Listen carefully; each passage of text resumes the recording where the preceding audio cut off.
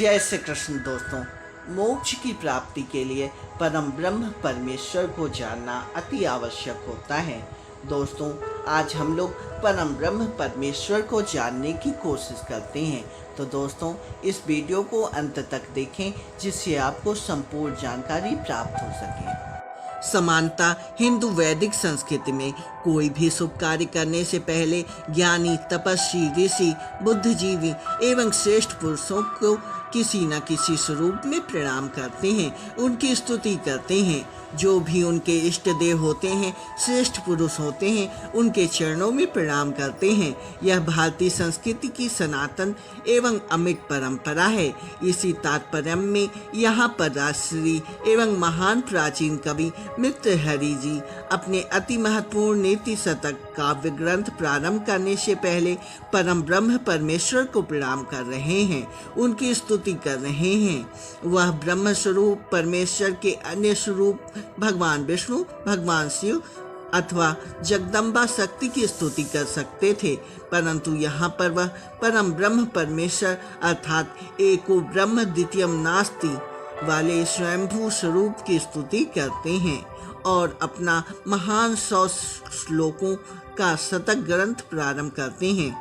वेदों में गायत्री का एक अभिन्न स्थान है। गायत्री सभी मंत्र में श्रेष्ठ मंत्र माना जाता है।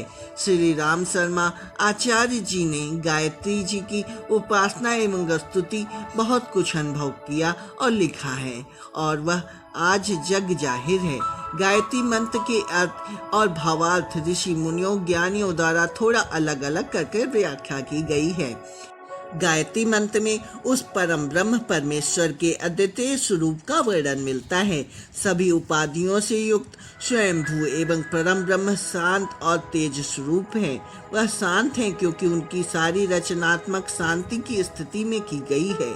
कोई भी भेद मानव अशांति की स्थिति में रहकर लोकहित वाले रचनात्मक कार्य नहीं कर सकता और विद्या संबंधी कार्य करने के लिए तो अत्यंत शांति स्थिति चाहिए, जहाँ व्यक्ति योगी स्वरूप होकर एकाग्र हो सके।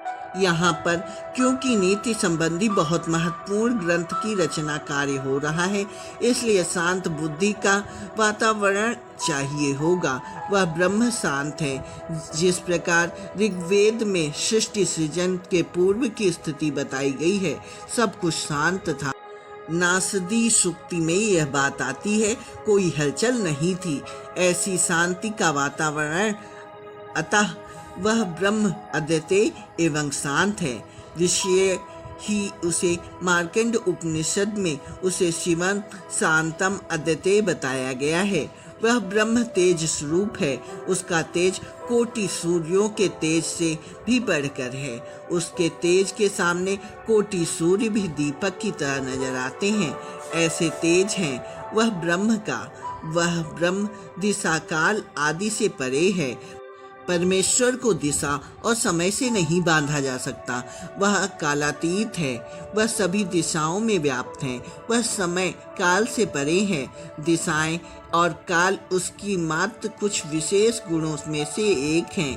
ठीक वैसे ही जिस प्रकार एक मानव कुछ विशेष गुण होते हैं पर मानव का गुण नहीं कहा जा सकता। जैसे मान के चलें कि हमें कविता लिखना आता है या चित्र बनाना आता है, तो कवित अथवा चित्रकार होना हमारे गुण हुए, ना कि हम स्वयं। अतः इसी प्रकार वह ब्रह्म सर्वगुण संपन्न है। काल समय दिशा से परे है। वह अनंत है जिसका कोई अंत नहीं है।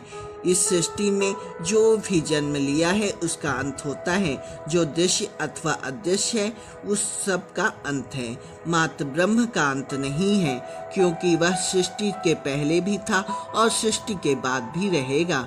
जब यह दृश्य सृष्टि नहीं रहेगी तब भी वह रहेगा। इसके सभी गुणों की व्याख्या में से एक वह है जो ऋग्वेद की नासदी सूक्ति में वर्णित है, जो भूत वर्तमान भविष्य से परे है। जिसका कोई अंत नहीं है, वह अनंत है। जिसको समय काल दिशा में बांधा नहीं जा सकता, वही अनंत है। जो हमारी मानवीय बुद्धि और सोच से भी परे है, वह अनंत है।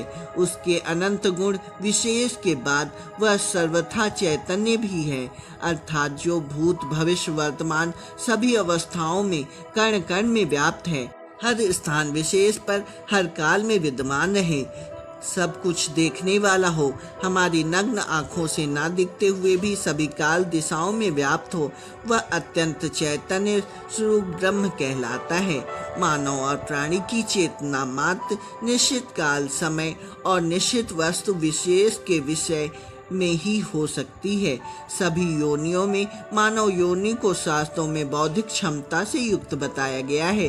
बाकी समस्त जीवों में मानव जैसी सभी इंद्रियां तो होती हैं, पर तार्किक और इंटेलिजेंस वाली सेंस नहीं होती। आज वर्तमान समय का तो भौतिक विज्ञान भी इस बात को मानता है, यह हमारे अंदर जो बौद्धिक क्षमता है वही मानव को अन्य प्राणियों से अलग करती है और विशेष बनाती है। हमारे धर्म और नीति शास्त्र भी कहते हैं कि आहार, निद्रा, भय और मैथुन यह सभी प्राणियों में समान होता है। मात्र मानव की सोचने की तार्किक क्षमता और उसकी बुद्धि ही उसे सब जीवों से अलग करती है। इस प्रकार वह ब्रह्म अनंत चैतन्य स्वरूप है। वह चेतना रूप सर्वव्यापी सर्वकालमय है।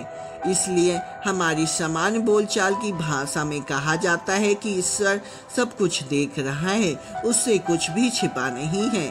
आखिर यदि ईश्वर मानव जैसे अथवा कोई भी अन्य जीव जैसे होता है, तो वह सब स्थानों पर सब कुछ सभी कालों में कैसे देख सकता है? क्योंकि यह असंभव था। तो वह ब्रह्म क्या है? वह ब्रह्म सर्वज्ञ, सर्वव्यापी, अनंत और परम चैतन्य है। वह ना दिखते हुए भी है और ना होते हुए भी है। यहाँ पर ना होने का तात्पर्य मानवीय समझ का ना होना, अर्थात शारीरिक अवस्था अथवा भौतिक रूप में ना होना, विद्यमान होना है। अब उस अनंत चैतन्य शांत तेज स्वरूप परम ब्रह्म की प्राप्ति कैसे होगी? क्योंकि मानवीय समझ में तो उसे प्राप्त किया जा सकता है जो दिखता है और जो हमारी इंद्रियों के अंतर्गत आता है।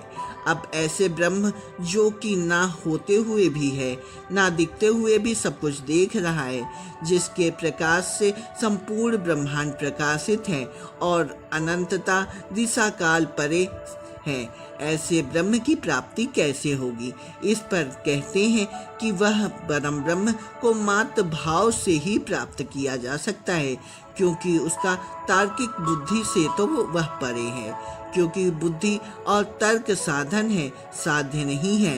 वह स्वयं अनुभव से ही प्राप्त किया जा सकता है। मानव जीवन में ऐसे बहुत से अनुभव होते हैं जब इस सांसारिक शक्तियों से परे अन्य शक्तियों का भी बोध मानव को होता है। क्या आपके साथ ऐसा कभी हुआ है? निश्चित ही हुआ होगा। जब हम अत्यधिक कष्ट में रह रहे होते हैं और कोई सुनने वाला नहीं होता, उस स्थिति में हमें अचानक कहीं किसी से, अन्य लोग से मदद आ गई हो, हमारा कहीं जीवन संकट में रहा हो और वह ऐसे बच जाए जैसे कोई असंभव शक्ति ने ऐसा कर दिया हो, तो और सबसे बड़ी बात यह है कि जब हम इस क्षण भंगुर जीवन के विषय में गंभीर होकर सोचें और विचार करें कि कैसे इस अनंत समय धारा से हम एक अनंत रेखा में स्थित एक बिंदु से ही अल्प हैं, जब हमें आभास होगा कि इस सृष्टि के निर्माणकर्ता और इसे बनाने वाले, चलाने वाले कौन हैं। कोई ऐसा है जो सब कुछ बहुत अच्छी तरह से जानता है कि उसने क्या बनाया है, क्यों बनाया है। इतना अच्छा सामंजस्य ग्रहों में, उसकी ऋतुओं में, उसके चांद, उसके तारों में, सभी जीवों में, यहाँ तक कि निर्जीवों में भी यह सब कैसे हो सकता है?